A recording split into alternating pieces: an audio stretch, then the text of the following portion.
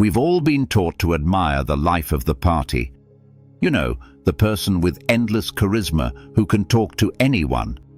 But what if the most brilliant person in the room isn't the one holding court, but the one who has gone completely silent? It turns out, certain conversations act like kryptonite for a sharp mind. They aren't just boring, they're a special kind of psychological torture that forces intelligent people to shut down and retreat. This silence isn't weakness or disinterest. It's a self-preservation strategy. Today, we're exploring the exact conversations that make smart people go silent. First up is the one we all know, but few truly get: the small talk trap. This is that endless, agonizing loop about the weather, the traffic, or what you did last weekend. For most, it's a social lubricant. But for a highly intelligent person, it can be mentally excruciating. So, why is it so draining? It's not arrogance or thinking they're above it. It comes down to how their brain is wired.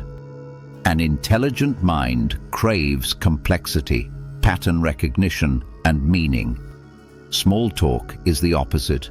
It's a repetitive, predictable script with zero mental stimulation. For a brain built like a high-performance engine, being forced to idle is cognitive quicksand. It's understimulation so intense it can feel physically uncomfortable. Neuroscience backs this up. Meaningful conversations release rewarding chemicals like dopamine and oxytocin, making us feel connected. This happens when our brains literally sync up with the other person's, a process called neural coupling. Small talk doesn't activate these reward systems at all. It takes mental energy but offers no neurological payoff. You're spending cognitive cash with nothing to show for it. In fact, studies show that happier people have twice as many deep, substantive conversations and way less small talk. So, when faced with this, a smart person's silence is a retreat. It's their way of saving precious social energy for interactions that actually matter. They aren't being rude. They're managing a finite resource that shallow chatter drains away. They'd rather be quiet with their own thoughts than engage in a conversation that feels fundamentally empty. Next, we have the illogical argument. This is any discussion where facts and reason are tossed out the window in favor of raw emotion, personal attacks, or just plain bad thinking. It's not a healthy debate. It's a shouting match where the goal isn't to understand, but to win. For a mind that runs on structure and evidence, this is one of the most frustrating things in the world. Intelligent people often love a good debate, but only when it's aimed at finding a clearer truth. When a conversation breaks down into logical fallacies, like attacking the person instead of the argument, or twisting their words to make them easier to attack, the entire foundation of the discussion crumbles. The problem is, smart people see these flaws instantly.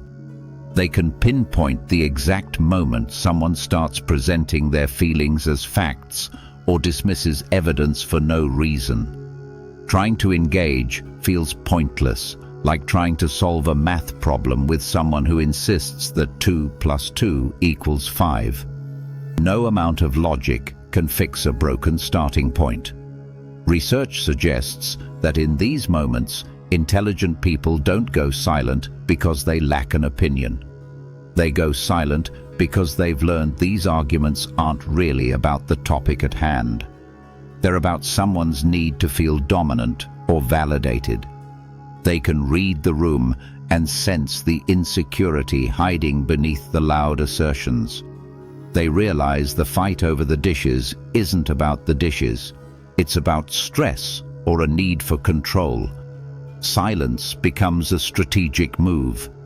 Engaging just validates the flawed argument and wastes a ton of mental energy. By staying quiet, They refuse to get in the mud, saving their energy for discussions grounded in reality and respect. The third conversation that triggers silence is the one built on confidently delivered misinformation. We've all seen it. Someone spouts a wildly oversimplified take on a complex issue or shares a piece of fake news as if it's gospel. This is especially grating for an intelligent person because it goes against their very nature. Smart people tend to love nuance. They're comfortable with ambiguity and understand that most big topics are filled with shades of grey. A confidently incorrect statement steamrolls all that complexity for a simple, easy, and completely wrong answer. Now you might think, why not just correct them? But it's a trap. Often the person isn't interested in the truth. They're in love with their opinion. Correcting them means you have to do two things. First, present the right information, and second, dismantle their emotional attachment to the wrong information. This can easily make you look like a pedantic know-it-all, even if you're gentle about it. In many social settings, being corrected feels like a personal attack. So, the internal math begins. Is it worth the social fallout and mental effort to debunk this? More often than not, the answer is a hard no. They get that you can't use logic to pull someone out of a position they didn't use logic to get into. This is especially true with deeply held beliefs where facts have lost their power. In this case, silence is a form of intellectual triage. The brain does a rapid cost-benefit analysis and decides that the energy needed to untangle this web of wrongness is way more than any potential reward. They let it go, not out of weakness, but because some battles just aren't worth the fight. Number 4 is any conversation centered on gossip, rumors, and picking apart other people's flaws. While it's a common social pastime, for a highly intelligent person, it feels both pointless and deeply uncomfortable. This isn't about feeling morally superior. It's about a preference for abstract thinking. Intelligent minds are usually more captivated by ideas, systems, and concepts than by the day-to-day drama of other people's lives. Talking about who did what feels like a waste of brain power that could be spent on something far more interesting. On top of that, analytical people are good at seeing multiple perspectives. They know that gossip is almost always a distorted, one-sided story that says more about the insecurities of the speaker than the person being talked about. So instead of just listening, their brain is busy analyzing the meta-conversation. They're thinking, why are they telling me this? What do they get out of putting someone else down?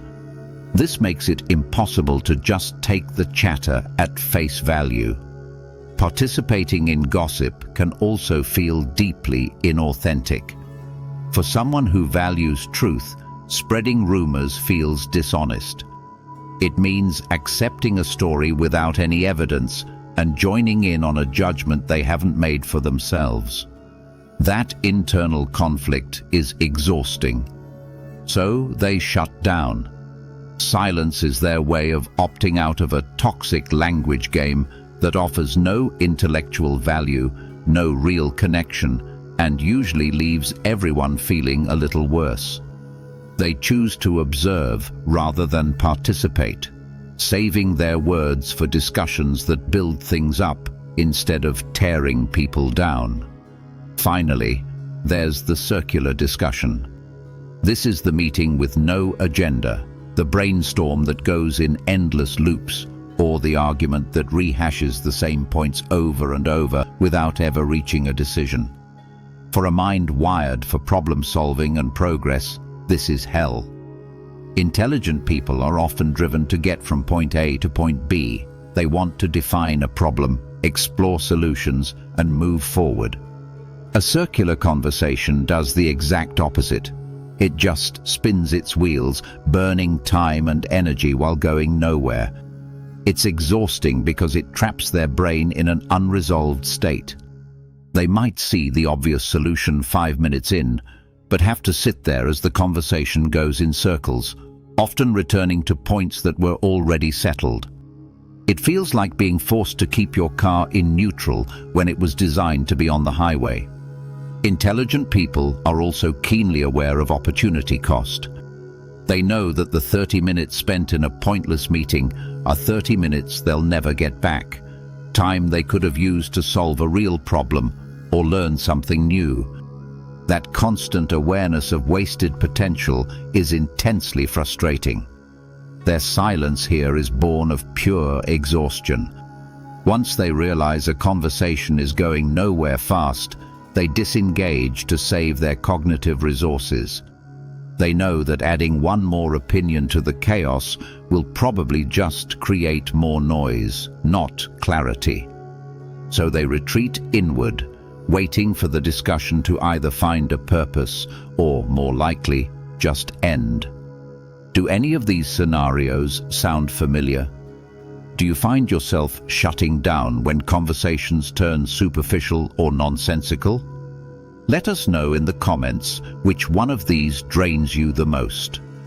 And if you found this breakdown valuable, be sure to like this video and subscribe for more insights into how our minds work.